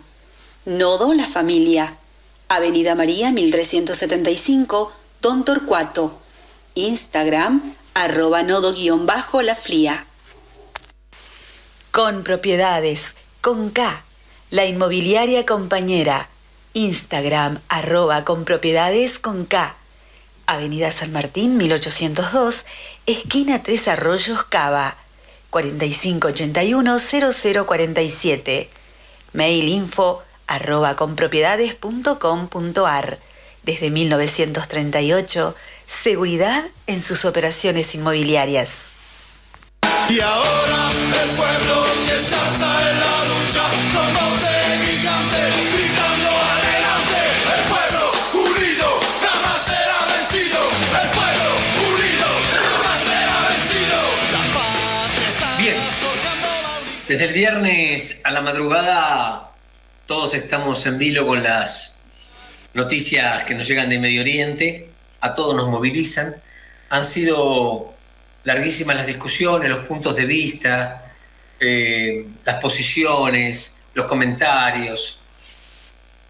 Yo encontré en la columna de Fernando Borroni como un punto medio muy interesante que me gustaría que escucháramos y debatiéramos en el rato que nos queda de programa. Si están de acuerdo, se lo pedimos a Diana. Análisis. Información en las tardes de Radio 10. ¿Cómo les va? Muy buenas tardes. Pasaron 5 minutos de las 3 de la tarde y como verán, no estamos arrancando de la manera en que solemos hacerlo, tratando de invitarlos a que se sumen desde la alegría que sentimos por hacer este programa, desde el entretenimiento. Hoy lo queríamos empezar de una forma distinta, excepcionalmente, después iremos a lo que siempre nos gusta hacer. Pero claro, queríamos detenernos a reflexionar acerca de lo que está sucediendo en el mundo, de lo que está sucediendo en la Franja de Gaza, de lo que sucedió en Israel y de lo que sucedió en Palestina, está sucediendo en Palestina. Y el objetivo mío del día de hoy, les aseguro que es tratar de hacerme entender. Nada más. Después, como siempre, cada uno opina lo que quiere. Todos opinamos lo que queremos y lo que podemos. No es que no podamos en términos de permiso, sino lo que nos da la capacidad de entenderlo. Y a veces creo que desde nuestra mirada occidental nos cuesta comprender muchas cosas. Y me incluyo, me incluyo. Este programa tiene la virtud de tener a Pedro Brigger en su equipo. Y eso nos ayuda una barbaridad y hoy lo esperamos como siempre, pero hoy particularmente más que nunca. Entonces quiero nada más sumar a la reflexión y decirles que ningún hombre, ninguna mujer de bien en este planeta puede no menos que repudiar el crimen, no menos que repudiar la violencia, no menos que repudiar el secuestro, no menos que repudiar la muerte sobre inocentes. Como seres humanos, ninguno de nosotros y nosotras puede no ser un férreo opositor a todo acto de violencia, a todo acto de horror y a todo acto criminal. Y yo no tengo ninguna duda que lo que jamás hizo en Israel es un horror. Es un horror injustificable, es un horror profundamente condenable, es un horror que terminó asesinando a inocentes. Y quiero esto dejarlo claro porque a veces la incomprensión que muchos pueden tener cuando nos escuchan hace que crean que uno busca las palabras para justificar. Yo no justifico a Hamás, no justifico la violencia y no la voy a justificar nunca. Dicho esto, y con la tranquilidad de que todos y todas entendieron, quiero decirles que también no podemos permitirnos leer la historia como si fuesen fotos aisladas. Y el horror que vimos desde ayer hasta hoy, que seguimos viendo, no es una foto aislada, es una larga película. Es una película que por lo menos tiene 70 años. Es una película que es una guerra monstruosa, donde todas las víctimas de esa guerra, sean israelíes, sean cisjordanos, sean palestinos, sean egipcios, sean sirios, sean en Líbano, todos los que están en esa enorme zona de conflicto, a mí las víctimas, a todas las abrazo de igual manera. Y ante el horror que estamos viendo en cadena nacional por todas las pantallas, no tenemos más que abrazarse a ese dolor y a lo que hoy está sufriendo el pueblo judío. Pero debo serles sinceros, y yo no puedo dejar de decir que hace 50 años que el pueblo palestino está viviendo lo mismo. Y cuando digo viviendo lo mismo, no estoy diciendo, entonces como ustedes nos hicieron esto, nosotros hacemos. No, lo condeno. Pero tiene una lógica perversa que termina dándole cierta comprensión en términos de entenderlo a lo que sucede. Hoy el mundo está viendo un ataque de Hamás, un ataque terrorista, como todos los medios le están diciendo, sobre Israel. Y todos nos quedemos helados, y todos queremos gritar que haya paz. Pero es imposible una paz sin justicia, y es imposible una paz sin independencia en el pueblo palestino. Y por favor, no subestimo a nadie, mucho menos a ustedes que nos acompañan cada tarde, como para que todo el mundo entienda que no estoy justificando absolutamente nada. Lo que estoy diciendo es que existe una resolución de Naciones Unidas del 12 de marzo del 2002, la resolución 1397, donde Naciones Unidas exige que se respete el Estado israelí y el Estado palestino. Y la verdad es que el Estado israelí no respeta el Estado palestino. Pero también quiero decir, en honor a la verdad, lo que me alcanzó recién una querida colega y compañera, que es lo que es la Carta Fundacional de Hamás, donde dice en el preámbulo, Israel existirá y continuará existiendo hasta que el Islam lo destruya, tal como ha borrado a otros tantos. Básicamente lo que está diciendo es que ellos tampoco van a permitir un Estado israelí. Pero Hamás no es toda Palestina. Hamás es la expresión armada de un sector reaccionario brutal que está sobre la franja de Gaza, no sobre Cisjordania, y que no quiere el Estado israelí. Entonces es tan condenable la monstruosidad de Hamás como tan condenable el bombardeo sistemático, la violación de los derechos humanos, el apartheid que el Estado israelí ejerce sobre el pueblo palestino.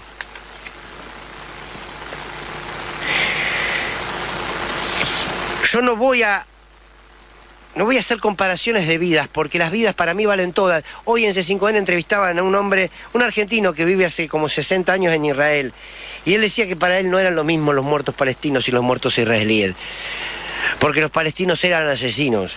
Y yo digo, no todos los palestinos son asesinos y los israelíes tampoco. Y hoy a la mañana también salió en C5N un hombre que tenía secuestrado a su sobrina, y que ante el dolor de lo que significa que jamás te haya secuestrado a su sobrina, uno no le puede decir nada. Pero en su momento dijo que no era cierto, que había ciudadanos israelíes en tierra palestina. Y es las Naciones Unidas lo que dice que hay más de 650.000 israelíes tomando tierra palestina, que son colonos, que van las familias y con alguno del ejército israelí a los tiros les roban las casas a los palestinos. Y de esa manera fueron de a poquito quedándose con grandes porciones de Palestina. Porque según Amnesty Internacional, hay cerca de 5 millones de viviendas destruidas los últimos 5 años de parte del Estado israelí por el pueblo palestino. Y vuelvo a repetir, condeno a Hamás y condeno lo que Hamás hizo, pero leamos la película, que cuando se construye un monstruo, el monstruo te termina devorando. Y eso es lo que nos pasa en la humanidad toda. Y eso es lo que nos pasa en la humanidad toda. Organismos internacionales han denunciado por lo menos más de 2.000 denuncias por torturas que violan los derechos humanos de parte de Israel, y el mundo no dice nada. El 60% de la zona de Cisjordania que le pertenece a Palestina está manejado por Israel, y el mundo no dice nada. Entonces ahora pasa esto, y la verdad es que todo lo condenamos. Y no queremos que pase nunca más a nadie, pero lo primero que a uno le nace con total honestidad es decir, si nosotros denunciaríamos las violaciones de todos lados, en los momentos en que hay que denunciarlos, quizás evitásemos esto. En el 2008 hubo un enfrentamiento entre palestinos e israelíes. Hubo 3.200 palestinos muertos y 850 israelíes. Un año después, Israel asesinó a 7.460 palestinos. Palestina a 123 israelíes. En el 2010 asesinaron 1.659, 185 israelíes. 2.260 palestinos asesinados en el 2011, 4.936 palestinos asesinados en el 2012, 4.031 palestinos asesinados en el 2013, 19.860 palestinos asesinados en el 2014, 14.800 palestinos asesinados, podría seguir. 31.558 palestinos asesinados en el 2018.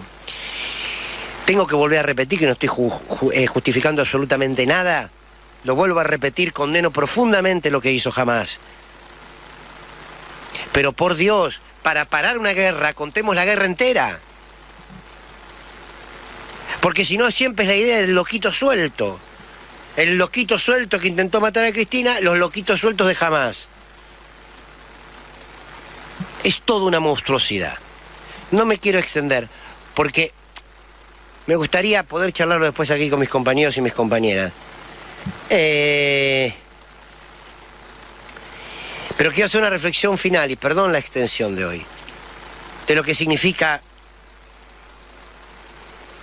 los medios de comunicación, el desastre que hacemos los medios de comunicación, me incluyo, si quieren en primera persona, el desastre que hacemos construyendo un relato que multiplica la violencia, porque ante un hecho así, qué bueno sería escuchar todas las partes, que es lo que hoy aquí vamos a hacer. Y no para criticar a nadie, porque el testimonio hoy de dolor del pueblo israelí es legítimo, hasta la médula es legítimo. Ahora, yo quiero decir hoy que ese dolor y esa bronca y ese miedo legítimo que siente hoy el pueblo israelí, cuando lo siente el pueblo palestino, no se enciende una puta cámara y un puto micrófono en ningún lado de este planeta. También lo quiero decir.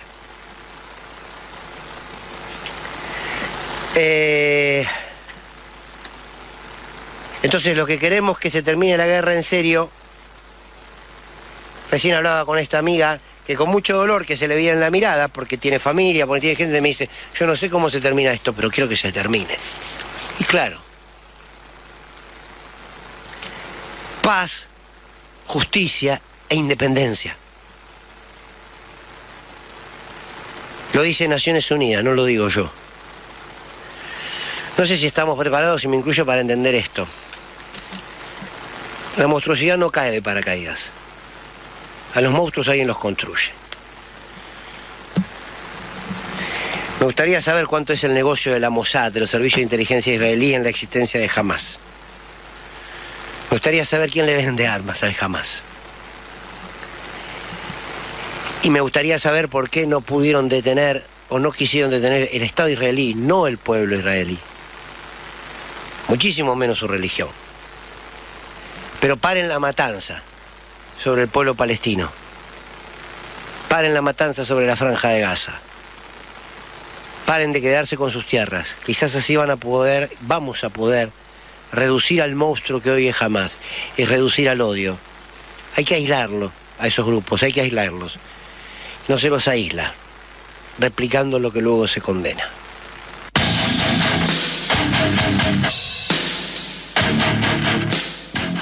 ¿Qué decís, Roberto? ¿Qué opinión te merece? Mira, Ricardo, yo únicamente en este tema, si hablo, puedo hablar y hablaría solamente como historiador y con el dolor que me da siempre la muerte ajena, sobre todo cierto tipo de muerte. Pero justamente cuando Borroni hablaba de la película, que no se puede ver fotos, sino la película entera, es un desafío muy grande porque exige mucha lectura, exige mucha paciencia, exige mucha comprensión, mucha búsqueda y sobre todo tratar de encontrar a la gente que realmente en el conocimiento y en la práctica histórica son los más desarrollados, los que mejor han hecho las cosas. Y curiosamente me he guiado justamente por historiadores de origen judío. Y sobre esa base digo que toda esta historia tiene su responsable directo en cuanto al proyecto que se gesta en 1948, a menos de 10 años de haber sufrido el pueblo judío el holocausto, uno de los holocaustos y genocidios más feroces de la historia, a menos de 10 años de lo que habían pasado con el régimen nazifascista, comienzan a hacer las mismas prácticas, con una diferencia, que estar en un territorio que estaba habitado, y la justificación que dieron para poder introducirse, saquear, aniquilar, destruir decenas y decenas de aldeas a partir del año 1948, la justificación fue un mandato histórico bíblico. Es el mandato justamente del proyecto sionista. Entonces, acá hay que distinguir un proyecto que tiene una base ideológica y una precisión quirúrgica para conseguir territorios, aniquilar vidas. Eso tiene 75 años de historia. Entonces es difícil en este momento tratar de ver mucho más allá de eso, porque el mal ya está engendrado, el proyecto estuvo engendrado y se cumplió a rajatabla durante 75 años. Esporádicamente, obviamente hubo resistencias, esporádicamente murieron muchos israelíes, y si hablamos de inocentes, y yo no creo en esa palabra, porque en estas circunstancias nadie es inocente, porque estás en un estado de guerra continuo, no es un error grave teórico hablar de fundamentalismo y de terrorismo. Primero, el fundamentalismo no fue inventado por el mundo árabe, sino por el norte de Europa. Fue un fundamentalismo de orden cristiano, para justamente afirmar las convicciones del cristianismo. Después fue tomado por otros grupos, obviamente. Y terrorismo menos. ¿Cómo se puede ser terrorista si estás tratando de recuperar tu tierra, tu gente, tu patria? Estás dentro, estás luchando contra un invasor. Eso no es terrorismo. Entonces hay que distinguir una cosa de otra. Yo por esto digo que me conduelo, sufro, me entristezco por todas las muertes. Pero acá, históricamente, desde la historia hay un responsable. Y lo más grave es que no cambia su tesitura. Van por más. Ese es el gravísimo problema que hay. Por eso, Naciones Unidas puede decir lo que quiera, pero los que manejan todos este tipo de intereses son la primer potencia del mundo, que ya sabemos quiénes son, las potencias subsidiarias, que son los de la OTAN, y el Estado de Israel, que está en el 5º lugar en el orden de su potencia nuclear y mundial. Bélica me refiero. Entonces, la asimetría de fuerzas es tan enorme, tan tremenda, la situación oculta durante 75 años. Solamente les digo una cosa, una sola cosa, un dato. Averigüen, por favor, ¿Qué pasó en Tantura? Averigüen eso nada más. En el año 1948. ¿Dónde estábamos nosotros en 1948? Los que vivíamos, los que podíamos pensar algo, los que pudieron pensar en ese momento. No estábamos. No estábamos. No nos podíamos enterar. Todo eso se enteró gracias a los estudios minuciosos de un historiador único y brillante que es Ilan Pappé, que es el que va haciendo una heurística, una búsqueda de selección de documentos y de registros clasificados y no clasificados del alto mando de Israel, del Estado de Israel. Bueno, todo esto, digamos, lo digo desde la historia porque como historiador me doy cuenta de ello y tengo que decirlo. Gracias. Gracias, Roberto. Perfecto. A mí lo que me impacta mucho y creo que justifica, no sé si la palabra justifica, creo que no. Yo creo que el odio que está tan imperante en el mundo en este momento es generado por acciones. Han subido una amiga 3 mapas del 48, lo que ocupaba Israel, y lo que ocupa ahora. Y uno ve unas manchitas blancas en el centro de Israel, que eso es el Estado palestino. La mayor cárcel a cielo abierto que se conoce, campos de concentración. Tal es así que ahora le han quitado agua, luz, alimentos, porque saben que así los matan del todo. Eso ha generado un odio. Yo conozco muchos, tengo muchos amigos israelíes que abogaban siempre por la convivencia pacífica, por aceptar el Estado palestino y no combatirlo. Por supuesto, gente de izquierda, ¿no? Y conocí los otros también, los de ultraderecha que siguen a Netanyahu. Dicen que esto fue provocado por Netanyahu. Entre las cosas que se dicen, porque pasaron muy limpiamente las fronteras, muy limpiamente pasaron las fronteras, siendo que tienen un servicio de inteligencia el más poderoso del mundo. Muy limpiamente pasaron, se veía en los videos. Es mucho lo que se dice, Susi, es mucho. Por eso, también se dice que Ucrania, mucho horror. También se dice que Ucrania les proveyó de armas. Hoy se estaba comentando mucho ese tema,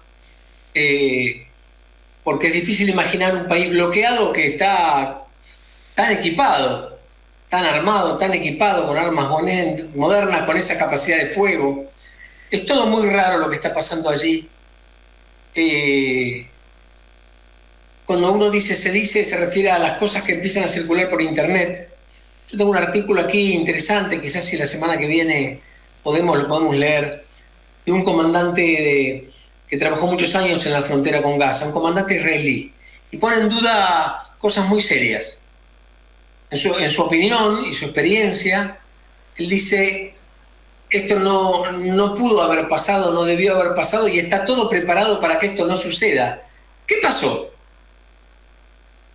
¿Qué fuerza poderosa hay atrás de esto para que puedan pasar con una pala mecánica y destrozar el alambrado de los lugares más seguros del mundo? ¿Cómo puede ser? Bueno, por eso es todo. Pero en el medio de este conflicto tan sangriento y tan grave, con rehenes, con secuestrados, con bebés asesinados, con familias incendiadas adentro de su casa porque no querían entregarse, es muy difícil uno entregarse a las especulaciones. Realmente. No, todo es un horror. No hay duda de que todo es un horror. Ahora, yo pregunto, ¿no? Yo pregunto algo. Vamos a suponer que no hubiera habido una pala mecánica que pudiera tirar abajo alambrados tan seguros. Vamos a suponer que nada de esto hubiera pasado. Vamos a suponer que las condiciones serían las mismas, que los lamentos no se oyeran por parte de los palestinos, que las quejas por parte del Estado israelí tampoco. ¿Y qué es lo que pasaría entonces? Lo que viene pasando hace 75 años. Pasaría ese silencio mortal, solamente a veces, digamos, que se rompe cuando un sector de adentro de la misma sociedad israelí se da cuenta de que están equivocándose el camino, de que otros sectores internacionales están denunciando por medio y proponiendo un boicot a Israel, al Estado de Israel, y otros sectores que desde el campo palestino, diplomático, como fuera, quiera hacer oír sus voces en la Asamblea de Naciones Unidas. Todo sería igual. Entonces, ¿por qué? ¿Por qué nos asombramos de que eso pueda pasar? Es como decir, si no hubiera pasado esto, bueno, entonces no, claro, no hubiera habido seguramente. Pero el tema es que de esa manera se hubiera seguido perpetuando este horror que sufre el pueblo palestino desde hace 75 años con variantes. Desde el año 67, luego de la Guerra de los 6 días, se tomaron territorios, y estoy hablando ya muchos años después del 48, ¿no? Ya estaba bastante afirmado el poder, digamos, del proyecto del Estado de Israel. En el año 67, con la razón de la guerra, se ocuparon territorios y tenían la obligación de devolverlos, porque las Naciones Unidas y todo el mundo, digamos, de la política internacional, del derecho internacional, cuestionaba eso y decía que tenía que devolverlos, que no se podía justificar. Bueno, las convenciones internacionales prohíben ocupar territorios. Exactamente. En nombre de una guerra victoriosa. Porque con ese criterio, entonces, cualquiera que toma por una situación bélica un lugar, no lo deja más. Bueno, esta situación que, digamos, que estamos observando, a mí realmente no deja de asombrarme, porque ¿saben qué me está pareciendo lo del negacionismo? Me está pareciendo la idea de que tan culpable es uno como otro. Acá hay un responsable, una matriz de responsabilidad por un proyecto. Hay una matriz de responsabilidad por un proyecto que ha desembocado en todo esto. Y les digo más, y los responsables, me atrevo a decirlo y con dolor, me parece que los verdaderos responsables de estas muertes de israelíes y de palestinos, niños, niñas, jóvenes, viejos, adultos, embarazadas, todo eso, el responsable es ese proyecto originario que jamás ha intentado retrotraer su mirada. Cada vez ha ido por más. Entonces, eso es lo aberrante. Yo lo siento ahí la responsabilidad. Y el dolor de los muertos es así, para mí. Chicos, y son las 23 y nos toca despedirnos, y seguramente y lamentablemente vamos a seguir con este tema porque lo que se viene es aún peor. Susi Santiago desde Rosario, Roberto Paiva desde Paternal, Zulma Valentina Gómez desde el nodo donde se come rico y sano. Gracias, excelente la invitada de hoy, gracias por la charla, por el debate y buena semana. Buenas noches a todos los oyentes y gracias por la paciencia. Adiós. Cambia también lo profundo, cambia el modo de pensar, cambió todo en este mundo, cambia el clima con los años, cambia el pastor su